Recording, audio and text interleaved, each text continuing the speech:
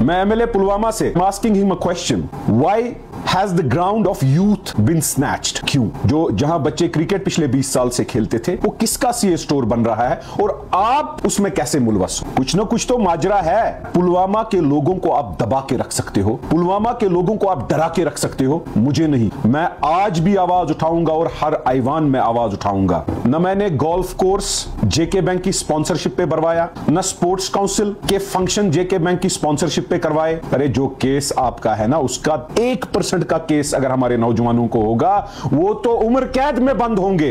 लेकिन ना, आप तो लाडले हो गवर्नमेंट ऑफ इंडिया के। इर्तिका मुफ्ती साहिबा ने चढ़ाया 1990 ये दिखाने के लिए कश्मीरियों को कि देखो जुल्म कितना हिंदुस्तान करता था। अरे उस वक्त का होम मिनिस्टर तो आपके दादा ही मोहतरम थे, जब वो कत्लो गारत, गोलियां, अफस्पा चलवाते थे और हंसते थे पार्लियामेंट में। आप कहना क्या चाहते हो मेरे बारे में? वो एसीबी का चढ़ाते हो। मैं चौराहे पे खड़ा होकर यह कह सकता हूं, एसीबी का केस आपके चर्सी मिनिस्टर ने मेरे खिलाफ करवाया था, आपकी पार्टी और बीजेपी ने मेरे खिलाफ करवाया था। एसीबी का केस सबमिट हुआ, आप लोगों को लगा कि ये केस नहीं चलने वाला तो सीबीआई को ट्रांसफर किया। सीबीआई ने 70 पेज का क्लोजर भरा। जो डिटेलें दे रहे हो ना, एक एक को कोर्ट में बुलाने वाला हूं। वैसे भी कुछ पेजों ने उतार दिया है वो, क्योंकि उनको नोटिस गई है, उनको कानूनी कार्रवाई मैंने कर ली है। जो हरकतें ये कर रहे हो इससे मेरा कुछ नहीं बिगड़ने वाला। मैंने 1 बिलियन रुपीस लोन अदा किया है। 1 बिलियन, 1 अरब रुपया मैंने लोन अदा किया है जेके बैंक को, और उसके बाद भी बदनामी करने में बीजेपी और पीडीपी ने मेरे खिलाफ कोई चीज नहीं छोड़ा। ये हुआ क्या? तो ये बचकानी हरकतें छोड़ के चौराहे पे आओ, जवाब दो लाशों का, जवाब दो कत्ल गारत का, जवाब दो झूठ जो बोला, बीजेपी को दूर रखे, उनके साथ 2 डबल चीफ मिनिस्टर बनाया। जवाब दो 1990 में कश्मीरियों को खत्म करने की साजिश। अरे जवाब तो दो। आपकी इब्तिदाई अजान बीजेपी ने की है, आप क्या बोलोगे? आपके लीडर जितने हैं बीजेपी आरएसएस के दफ्तरों में जूते चूमते हैं। अरे जवाब तो दो। जो मैं बातें बोल रहा हूं निकल के तो बैठो, आंखों के आंखें सामने मिला के बोलो कि ये गलत है। मैं बड़ी नदामत से जहां बुलाओगे वहां आऊंगा। अरे मुखबिर जमात, मुखबिरों कौम को बर्बाद किया। अस्सलामु अलैकुम वरहमतुल्लाह। मैं मिशन पीडीपी कुछ पेजेस देख रहा था, इल्तिजा मुफ्ती साहिबा फैन पेज देख रहा था। बचकानी हरकत पे उतर आए हैं पीडीपी वाले। न मैंने तसद्दुक मुफ्ती साहब की तरह सीक्रेट फंड से तलाक का पैसा चुकता किया है, न मैंने कोई डाका कश्मीरियों का डाला है, न मैंने स्पोर्ट्स काउंसिल में जो राजनाथ जी का फंक्शन हुआ, जो जेके बैंक ने स्पॉन्सर किया, 3-4 लोगों में बांटा गया, उसका कोई ऐसा कोई काम किया है कि मैं मुंह छुपाऊं? मैं बार बार मुखातिब होने का मेरा यही मतलब है। जितने भी ये पीडीपी के चमचे हैं जो एमएलए पुलवामा साहब के घर में रहते हैं, जिनका एक यूथ लीडर वो कश्मीरी पंडित भाई हमारा, उसका भाई आरएसएस के साथ है, वहीद परा साहब का भाई खुद आरएसएस के साथ, मैडम का क्या कहना 2 दफा चीफ मिनिस्टर बीजेपी आरएसएस के साथ, उनकी बेटियों का क्या कहना। जो वीडियो इर्तिका मुफ्ती साहिबा ने चढ़ाया 1990 ये दिखाने के लिए कश्मीरियों को कि देखो जुल्म कितना हिंदुस्तान करता था। अरे उस वक्त का होम मिनिस्टर तो आपके दादा ही मोहतरम थे, जब वो कत्लो गारत, गोलियां, अफस्पा चलवाते थे और हंसते थे पार्लियामेंट में। आप कहना क्या चाहते हो मेरे बारे में? वो एसीबी का चढ़ाते हो। मैं चौराहे पे खड़ा होकर यह कह सकता हूं, एसीबी का केस आपके चर्सी मिनिस्टर ने मेरे खिलाफ करवाया था, आपकी पार्टी और बीजेपी ने मेरे खिलाफ करवाया था। एसीबी का केस सबमिट हुआ, आप लोगों को लगा कि ये केस नहीं चलने वाला तो सीबीआई को ट्रांसफर किया। सीबीआई ने 70 पेज का क्लोजर भरा। जो डिटेलें दे रहे हो ना, एक एक को कोर्ट में बुलाने वाला हूं। वैसे भी कुछ पेजों ने उतार दिया है वो, क्योंकि उनको नोटिस गई है, उनको कानूनी कार्रवाई मैंने कर ली है। जो हरकतें ये कर रहे हो इससे मेरा कुछ नहीं बिगड़ने वाला। मैंने 1 बिलियन रुपीस लोन अदा किया है। 1 बिलियन, 1 अरब रुपया मैंने लोन अदा किया है जेके बैंक को। सीबीआई की एनओसी मेरे पास है। तो ये बचकानी हरकतें छोड़ के चौराहे पे आओ, जवाब दो लाशों का, जवाब दो कत्ल गारत का, जवाब दो झूठ जो बोला, बीजेपी को दूर रखे, उनके साथ 2 डबल चीफ मिनिस्टर बनाया। जवाब दो 1990 में कश्मीरियों को खत्म करने की साजिश। अरे जवाब तो दो। आपकी इब्तिदाई अजान बीजेपी ने की है, आप क्या बोलोगे? आपके लीडर जितने हैं बीजेपी आरएसएस के दफ्तरों में जूते चूमते हैं। अरे जवाब तो दो। जो मैं बातें बोल रहा हूं निकल के तो बैठो, आंखों के आंखें सामने मिला के बोलो कि ये गलत है। मैं बड़ी नदामत से जहां बुलाओगे वहां आऊंगा, जहां बोलोगे वहां खड़ा होगा और बोलूंगा सबूत ये है। डरते क्यों हो? ये जो आप हरकतें कर रहे हो ये लोगों को भी पता है। मैं तो चुप था। मैं चुप इसलिए था क्योंकि मुझे लगता था कि जेल जाऊंगा, डरा हुआ था, सहमा हुआ था। लेकिन जिस दिन जेल भरा आप लोगों ने, जिस दिन नकली केसों में अंदर गया, उस दिन अपने रब से वादा किया, अल्लाह से वादा करके आया हूं कि आप लोगों के खिलाफ सच बोलूंगा। क्यों इस कौम को गुमराह कर रहे हो? मेरे सवाल पीडीपी के कुछ लोगों से हैं। एमएलए पुलवामा जिसका एनआईए चार्जशीट इतना मोटा है, इतना मोटा चार्जशीट है, बेल के लिए बड़ा है कि मुझे जी जम्मू कश्मीर के बाहर जाने दिया करें। वो तो वैसे भी जाते हैं, उनको अलग तो है ही उनका, इधर भी उधर भी।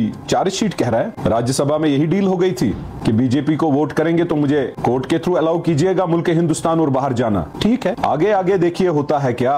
एक वीडियो देख रहा था और कुछ लोगों ने मैसेज की, कुछ लोग मिलने आए। तीसरा सीए स्टोर पुलवामा लस्सीपुरा में किसका बन रहा है? तीसरा सीए स्टोर। बच्चे वहां क्रिकेट खेलते थे, पुलिस से धक्के देकर निकलवाया किसने? ये एमएलए पुलवामा चुप क्यों है इस पे? मैं एमएलए पुलवामा से, as he is a public figure, I am asking him a question, why has the ground of youth been snatched? क्यों? जो जहां बच्चे क्रिकेट पिछले 20 साल से खेलते थे वो किसका सीए स्टोर बन रहा है और आप उसमें कैसे मुलवस हो? सीए स्टोर में और बच्चों को निकलवाने में से कुछ ना कुछ तो माजरा है, कुछ ना कुछ तो है। पुलवामा के लोगों को आप दबा के रख सकते हो लेकिन मुझे नहीं। पुलवामा के लोगों को आप डरा के रख सकते हो, मुझे नहीं। मैं आज भी आवाज उठाऊंगा और हर ऐवान में आवाज उठाऊंगा कि ये कैसा जुल्म। एक तरफ एनआईए का चार्जशीट पुलवामा के एमएलए को आर पार मिलिटेंसी हर कोई चीज कहता है और दूसरी तरफ हिंदुस्तान मेहरबान 2-2 3-3 स्टोरों की सब्सिडियां दे रहा है। क्यों? अरे कितना लोगों का पैसा लूटा जाएगा। मैं एक बड़ा बिजनेसमैन था और हूं। मैंने फैमिली बिजनेस ज्वाइन किया। मैं 1 अरब 1 बिलियन कर्जा मेरे पर था बैंक का। मैंने वो भी अदागी की, वो अदा किया नेक नीति के साथ और उसके बाद भी बदनामी करने में बीजेपी और पीडीपी ने मेरे खिलाफ कोई चीज नहीं छोड़ा। ये हुआ क्या? न मैंने गोल्फ कोर्स जेके बैंक की स्पॉन्सरशिप पे करवाया, न स्पोर्ट्स काउंसिल के फंक्शन जेके बैंक की स्पॉन्सरशिप पे करवाए, न मैंने नौकरियां स्कैम जेके बैंक का रिक्रूटमेंट स्कैम करवाया, न मैंने तलाक का पैसा अदा किया सीक्रेट फंड से, न मैंने बेनामी प्रॉपर्टियां खरीदी, न मुझ पे गवर्नमेंट मेहरबान है मेरा सिक्योरिटी कवर इंक्रीज कराया, न मुझ पे गवर्नमेंट मेहरबान है कि मुझे मकान दिया गया गवर्नमेंट का। ये सब चीजें तो पीडीपी, महबूबा मुफ्ती साहिबा, एमएलए पुलवामा साहब, बाकी लोग जो इनकी पार्टियों में हैं, बेटियां हैं, मौसा है, ताया है, उनके लिए हैं। मेरी बात याद रखना पीडीपी वालों, मुझे लाशों का हिसाब नहीं देना है, आपको देना है। मैंने क्रिकेट स्कैम फारूक साहब की तरह नहीं किया। मैं अपने बलबूते पे खड़ा हूं। मैं अपने घर का खर्चा खुद उठाता हूं। मैं अपने बच्चों का फीस खुद अदा करता हूं। मैं अपनी बिजली की बिल खुद भरता हूं। आप लोगों की तरह नहीं रिश्वत या गवर्नमेंट के पैसे या गवर्नमेंट का तेल फूकता हूं। मेरे पास गवर्नमेंट की गाड़ी नहीं है, मेरे पास गवर्नमेंट का तेल नहीं है। अरे जिस दिन आप लोगों को तेल अपनी जेब से डालना पड़ा, आप लोग तो निकलोगे नहीं घरों से। मुझे क्या बोलोगे? क्रिकेट का ग्राउंड पुलवामा के बच्चों से छीना और चुप रहे क्योंकि आप भी उसमें मुलवस हो। कहां से आए सीए स्टोर? कहां से आपने इन्वेस्टमेंट्स लाई? जवाब दे दीजिए ना। क्या ED, income tax department, ACB, CBI बस आम पावरलेस इंसानों के लिए है? मेरे जैसे लोगों के लिए है, गरीबों के लिए है, आपके लिए नहीं। अरे यकीन मानना, इस दुनिया में तो लोगों को धोखा दोगे लेकिन रब के सामने सारा चिट्ठा निकलेगा। कितना झूठ इस कौम से बोलोगे? मेरे बारे में जो गलतफहमी बोलनी है बोलो, इज्जत देने वाला रब है। मैं पुलवामा के चौक में खड़ा होके आपकी आंखों में आंखें डालकर बोल सकता हूं कितने मरवाए, कितने पकड़वाए, किन किन के साथ थे, इधर कब थे, उधर कब थे, स्पोर्ट्स काउंसिल में क्या हुआ, जेके बैंक स्कैम रिक्रूटमेंट में क्या हुआ। लेकिन मजाल गवर्नमेंट ऑफ इंडिया की कि आपको छुए। अरे जो केस आपका है ना, उसका 1% का केस अगर हमारे नौजवानों को होगा वो तो उम्र कैद में बंद होंगे। लेकिन ना, आप तो लाडले हो गवर्नमेंट ऑफ इंडिया के, आप तो लाडले हो। अरे मुखबिर जमात, मुखबिरों कौम को बर्बाद किया, मुल्क हिंदुस्तान को यह समझाया कि लोगों को डंडा दे दो, लोगों को मारो। मैं कश्मीरियों आपसे यह कहना चाहता हूं, जिस दिन कश्मीरी और मुल्क हिंदुस्तान आपस में दोस्ती करेंगे, ये दलाल मुखबिर जितने भी मुफ्ती या पीडीपी या जो भी पार्टियां हैं, इनका वजूद मिट जाएगा, इनका वजूद खत्म होगा। दिल्ली जाके बोलते हो कि कश्मीरियों की पिटाई करो, दिल्ली जाके बोलते हो जमात को बैन करो, दिल्ली जाके बोलते हो अफ्स्पा इंट्रोड्यूस करो, दिल्ली जाके बोलते हो पीएसए को मैं अमेंड करूंगी, और यहां आके बोलते हो कि पिटाई मुल्क हिंदुस्तान ने की, हम रोना रोएंगे। जैसे इर्तिका मुफ्ती साहब ने वीडियो अपलोड किया। अरे दादाई मोहतरम से सवाल पूछो ना, दादाई मोहतरम के पास जाके सवाल पूछो ना।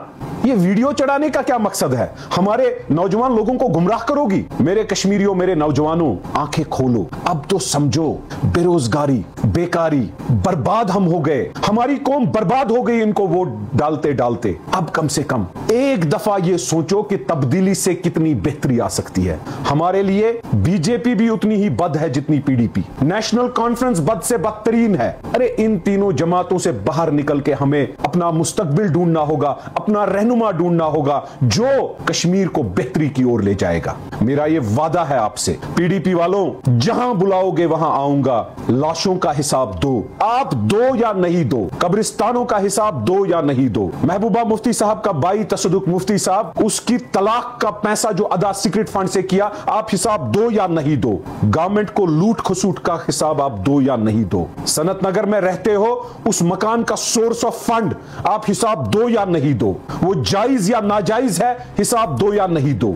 बहुत सारे सीए स्टोर आपके इन दलाल जो पार्टी में है, जो अपने आप को लीडर बोलते हैं, आप उन चीजों का हिसाब दो या नहीं दो। मैं अपना हिसाब चौराहे पे देने आया हूं। मैंने 1 अरब 1 बिलियन रुपया बैंक को वापस दिया है, मैंने करोड़ों रुपया इनकम टैक्स भरा है, मैंने सीबीआई ने मुझे बरी किया है, एनओसी दी है, क्लोजर रिपोर्ट भरा है। आप क्या मुझसे बात करोगे? मैं तो हलाल का दाना खाने वाला इंसान हूं, आपकी तरह हराम की बोटी पे पलने वाला नहीं।